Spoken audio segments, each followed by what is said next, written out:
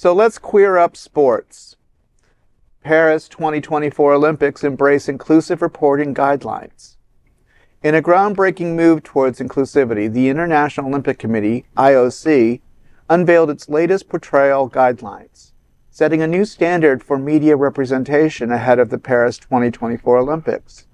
The guidelines prioritize respectful and equitable coverage of transgendered Olympians, marking a significant step forward in promoting gender diversity within the sporting world. Comprising a comprehensive 33-page document, the guidelines primarily address the need to combat misogynistic portrayals of female athletes, and I apologize, emphasizing the importance of fair and empowering coverage. However, the final 5 pages are dedicated to outlining best practices for reporting on transgender individuals participating in the Games. Reporters are urged to refrain from using terms such as biologically male or born female when referring to transgender individuals, opting instead for terms like transgender woman or transgender man that affirm their gender identity.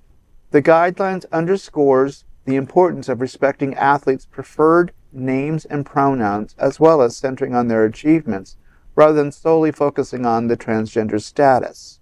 Of particular note is the recommendation to highlight the sporting accomplishments of transgender athletes, shifting the narrative away from controversies surrounding their identity. This directive claims to ensure that coverage remains focused on their talents and contributions to their respective sports, while the guidelines offer recommendations for equitable coverage of female athletes, such as avoiding gendered language and non-sexualized imagery. It is the inclusion of trans-friendly reporting that has drawn criticism from opponents of transgender rights. However, the IOC promises an unwavering commitment to inclusivity and diversity. This is going to be a tough Olympics because with the current political scope or leaning towards so many different countries at this point in time and the political statements, it's going to be a challenge, but it's going to be an important first step. The first step is always the hardest and the biggest step. So, I think it's pivotal and important, especially from an international organization representing the entire world that is not just the United States or not just Italy or Canada. This is a first big step. It's fair to set the bar with the media because you know how Fox News will immediately take that and just be like, that's a biological male and shouldn't be competing against blah, blah, blah. So I think that that's fair and reasonable. But we have to acknowledge that we're still going to get that bias. Oh yeah, of course. But I think it's a first big step on the world scale for the Are there trans athletes, do you think, coming from other countries? Because I feel like, okay. Look at Russia. Okay. Well, listen, I think this is a huge step because the Olympics are obviously international, right? They touch every country in the world. So it's a huge statement that they're making. They're telling everyone, these are the guys, they're not going to follow these guidelines. No, they're not. It's going to be hit or miss. It is a statement. We're talking about it now. Sure, we're queer news, but it's going to be spoken about in so many countries, especially those that are against this. This is a huge step, just allowing the rest of the world to know this is where they stand. Yeah. And a lot of us are going to follow the rules or the guidelines, and we're going to show the rest of the world, in terms of broadcasting, what that should look like.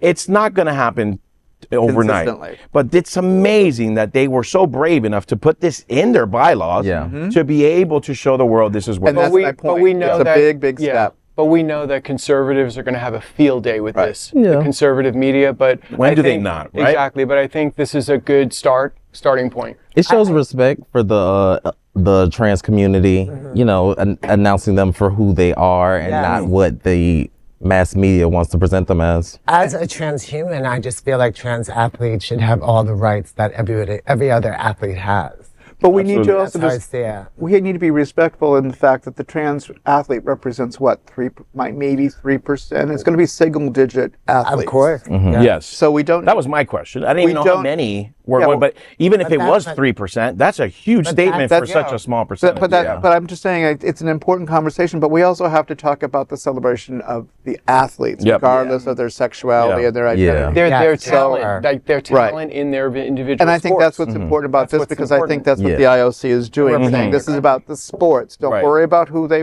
are today or last week. Right. Yeah. Absolutely. This is about the sports. So it's going to be a first step. It's going to be sloppy. Do you think the odds would be shifted a little because they are a trans person and could potentially have an advantage or disadvantage? Well, that's the whole political bent. Yeah, that's the probably this accusation that as a male, born male, but becoming a female, transitioning, supposedly has a leg step up with the biology, but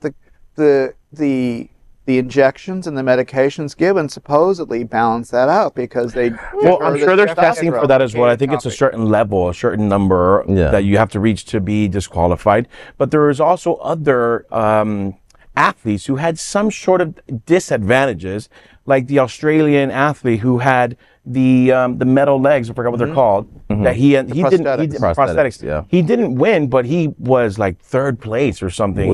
Getting into the qualifications, and that was huge because that is a disadvantage. Yeah. He was able to do well, but that's all they spoke about. And then there was rioting because they said he wouldn't have done so well if he didn't have the prosthetics, which is crazy to me. And conservatives just want to maintain that we should have a separate and apart Olympics for trans women and trans men. I don't think that should be on the table. Exactly. Well, listen, there's not enough athletes to make another league. Right. Well, I'm going to sign Dana up. Yeah. We're going to sign her up.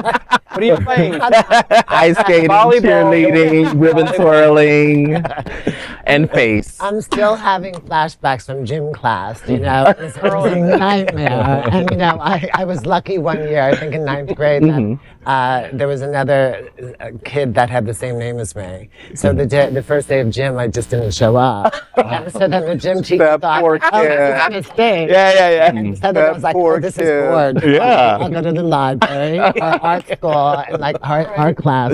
She was gay. So she had my back. You can, Yeah, good Judy. That means had a lot. But then one day, like at the end of the year, the scary gym teacher, he was really scary. He was kind of built like you. That's not scary. And That's not scary. Let's say very masculine. Yeah. And he said, "Who are you?" And I said, Oh, caught. and I'm like, Well, there's no Olympic dodgeball, so you don't have to worry about it. Soon. Yet. All right, let's move on.